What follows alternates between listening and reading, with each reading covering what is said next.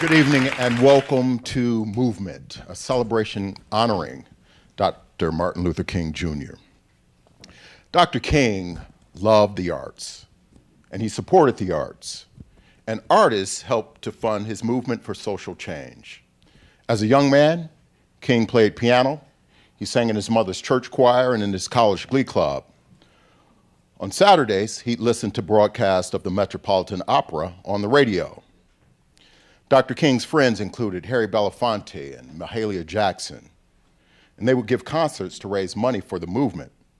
So on the eve of Dr. King's 87th birthday, we explore how performance and the arts have continued to propel social change and the civil rights movement. Birmingham, Alabama, May 2nd, 1963. Dr. King launched a children's crusade against the advice of his family and friends. And the world saw images on television of children being fire-hosed and threatened with dogs. These images led to the passage of the Civil Rights Act. Inspired by that crusade, Kathy Harrison composed a full-length a cappella musical that tells that story. It was composed for the Diversity Youth Arts Education Untold Stories series and was featured in the 2015 National Black Theater Festival. Please welcome the Diversity Youth Theater and the Special Ensemble performing an excerpt from The Movement.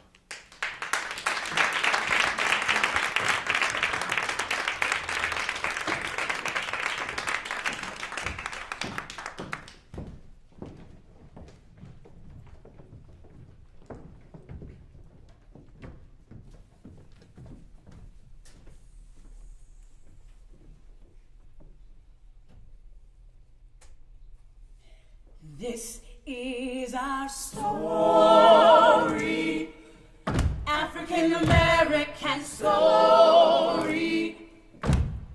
This is our story, it happened before me, his story, African American story.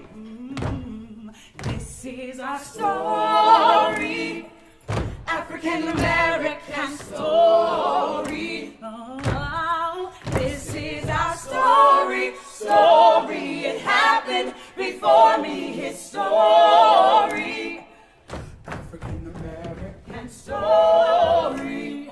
Oh, somebody has to tell it.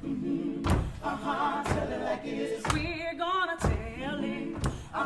Tell it like it is. Somebody has to tell the story.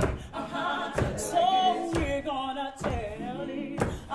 Tell it like it is. We're gonna take you to a moment in time from the past that changed our lives, made a difference in where we are today. A story you might have heard about, a story you might have talked about. Today we're gonna give those faces a name. Story. We will never forget.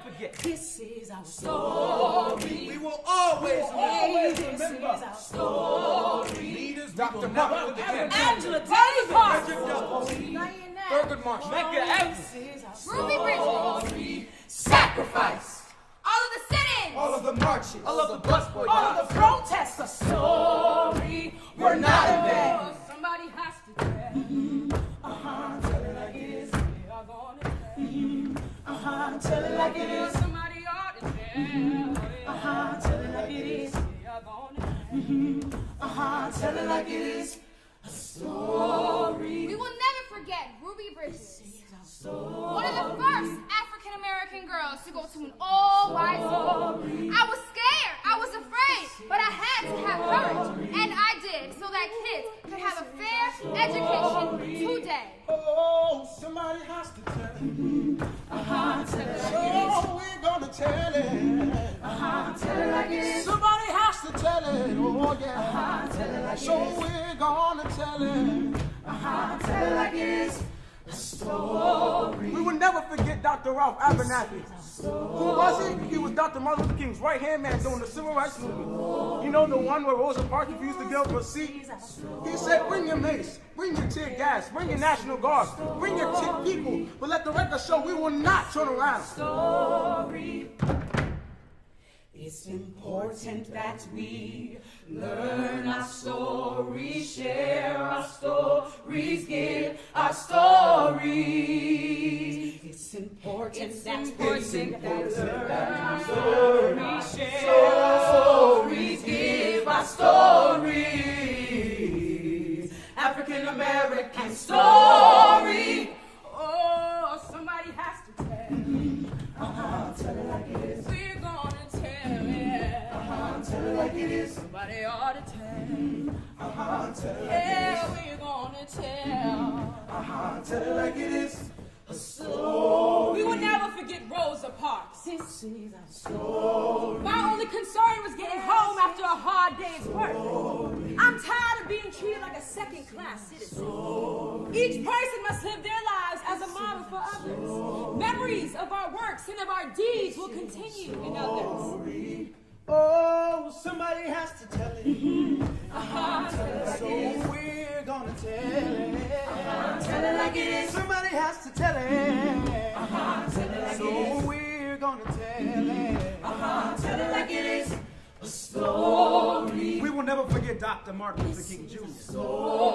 I have a dream today that one day in Alabama, little black boys and little black girls can join with little white boys and little white girls together. And we will be able to sing in the words that old Negro spiritual.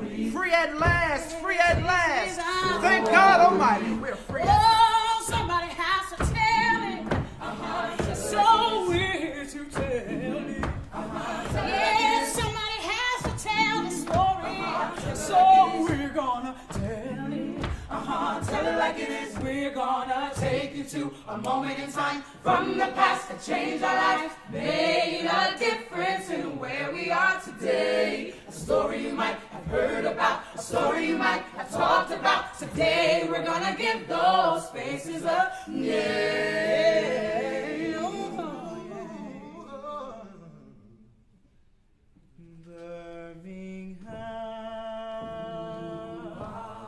Birmingham,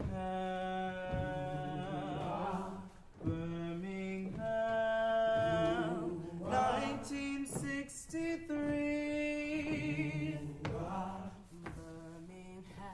We are going to tell you the story about the Children's March of 1963. Children came together. They stood up. They marched. They believed in freedom.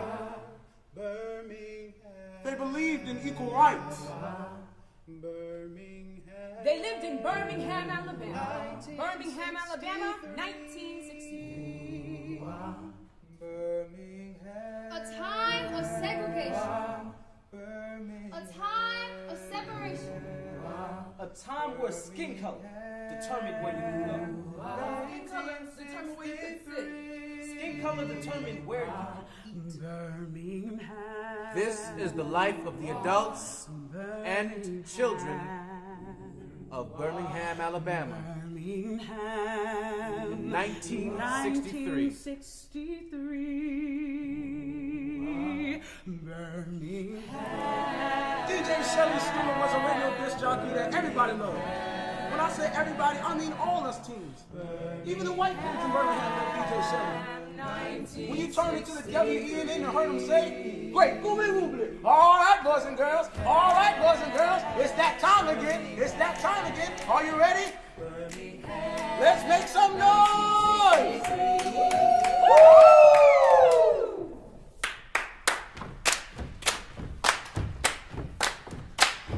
See, I've been leading off non-violent workshops with the young high school students.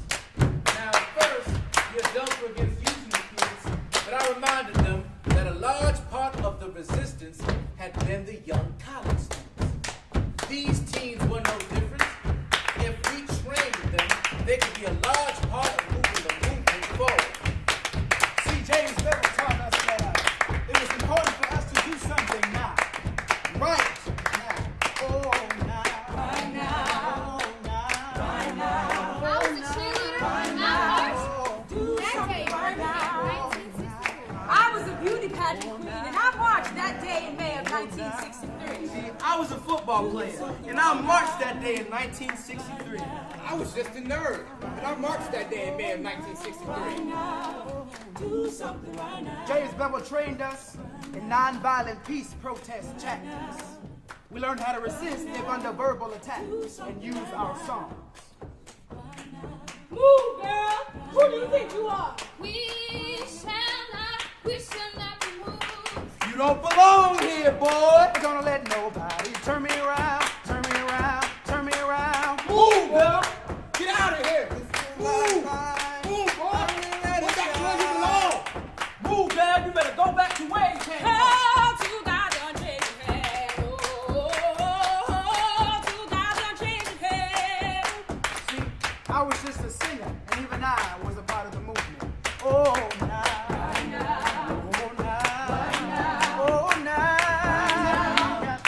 Something right now.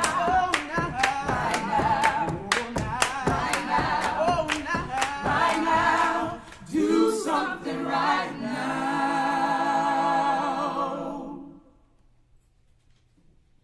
Thank you.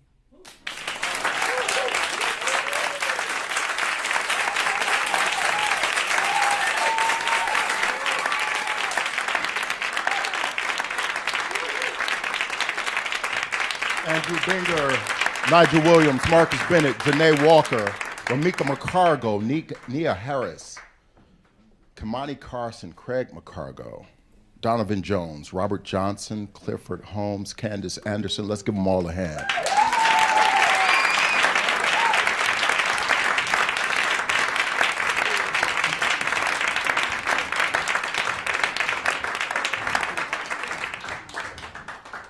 This is Kathy Harrison and Marcus Beckett. Thank you all. Thank Very you. nice. Thank you for having us. So I'm sure we can all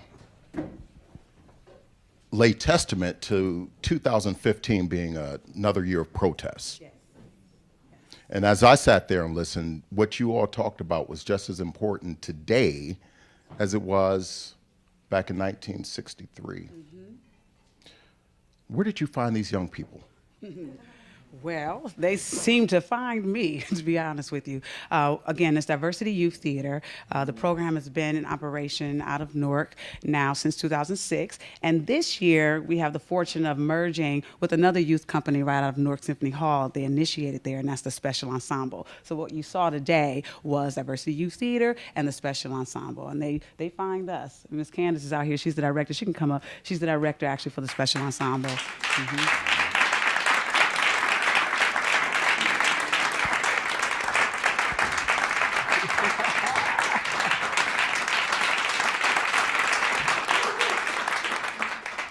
So has performing this work, hello, welcome to the stage.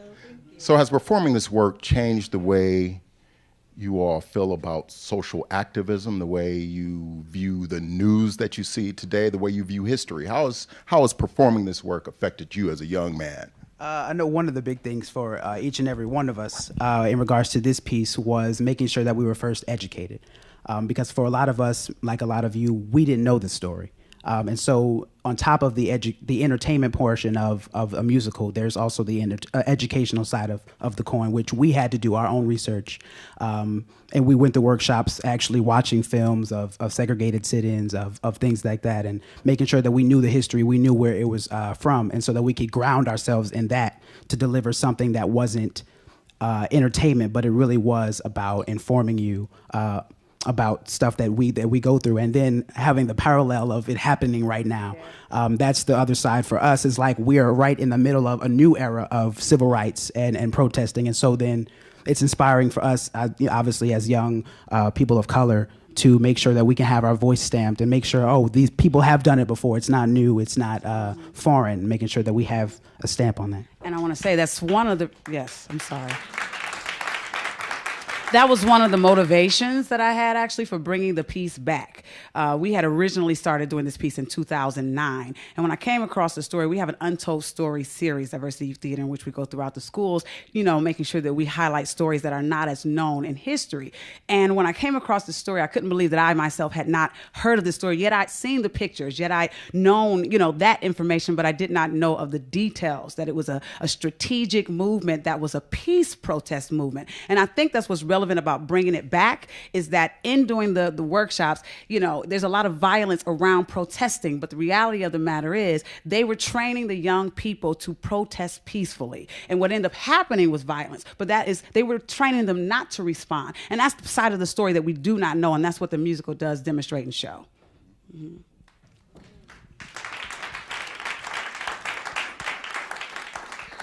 Before we go on, I just want to, Marcus, would you like to continue to host the rest of the show? Actually, tell them your major. That would explain it. I am a theater major and also an education major, so I do like to do this for communication. So I do this, I guess, frequently. He's so a leader in his church. Yeah. You know, very much a youth leader. Yeah. Tell about Oh well, yeah. I actually am very active on the AME Church, which is a connectional church around the world. I'm active on that level, on the district level. So I'm about, what is this? The eastern region of the United States is about my district. So young people.